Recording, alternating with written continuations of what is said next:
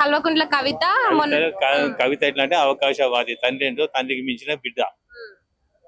ఎట్లా అంటే ఎవరితో అధికారం ఉంటే వాళ్ళ కాళ్ళు పట్టుకుంటారు.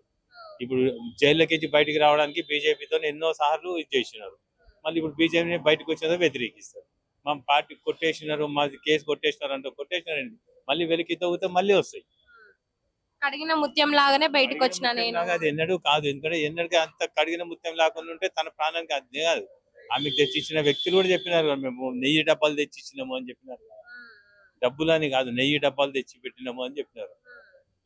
మరి ఇప్పుడు పార్టీ పేరు కూడా టిఆర్ఎస్ అని పెట్టుకుంది. అప్పటి బీఆర్ఎస్ పార్టీ పేరు టిఆర్ఎస్ పార్టీ కూడా పోయి సహకరిస్తున్నాడు కదా, టిఆర్ఎస్ పెట్టుకున్నాడు అంటే. ఇప్పుడు ఎక్కడికి పోటీ చేస్తామంటే గజ్వేల్కేం చేస్తా అంటుంది అది తండ్రి మీద, సిద్దిపేటకేం చేస్తా అంటుంది హరీష్ రావు. హరీష్ రావు లేకుంటే పార్టీ లేదు కదా. ఈటల రాజేంద్ర హరీష్ రావు అటువంటిలే కదా ముందుకు తీసుకొచ్చింది, అటువంటిలోనే పక్క పెట్టింది. కొన్ని రోజులు మినిస్టర్ పోస్తే ఇయ్యలేకపోయారు హరీష్ రావుకు.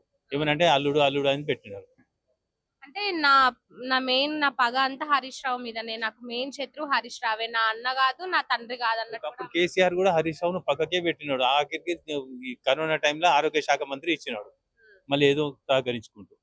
ఇప్పటికైనా హరీష్ రావు మీద కేసీఆర్ కు ఉన్నది, కానీ బయటికి చెప్పలేకపోతున్నాడు. కాంగ్రెస్ తట్టుకోవాలంటే హరీష్ రావు సంకల్పం పెట్టుకోవాలి. అవసరం అయితే మా తండ్రిని కూడా ఈ పార్టీలకు ఆహ్వానిస్తా అంటే హరీష్ రావును దూరం చేసినట్టే కదా.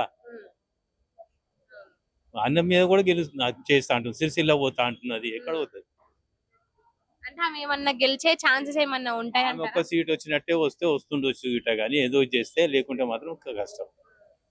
ఎంతో మంది పార్టీలు పెడుతున్నారు, పోతున్నారు, ఒక సీట్ కూడా రాలేకపోతున్నది. ఉద్యమకారుల కోసం పోరాడుతున్నాము. ఉద్యమకారుల కోసం ఆ రోజు స్వామి గౌడ్ ను తీసి బయట పెట్టినప్పుడు ఎందుకో పోరాడలేదు?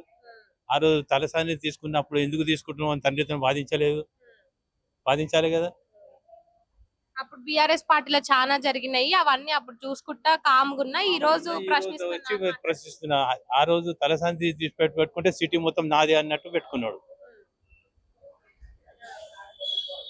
ఆమె ఏం గెలిచినా కూడా ఒకటో రెండో గెలుస్తుంది, ఒకటో రెండో కూడా కాదు, డిపాజిట్ వచ్చేది కూడా కష్టమే.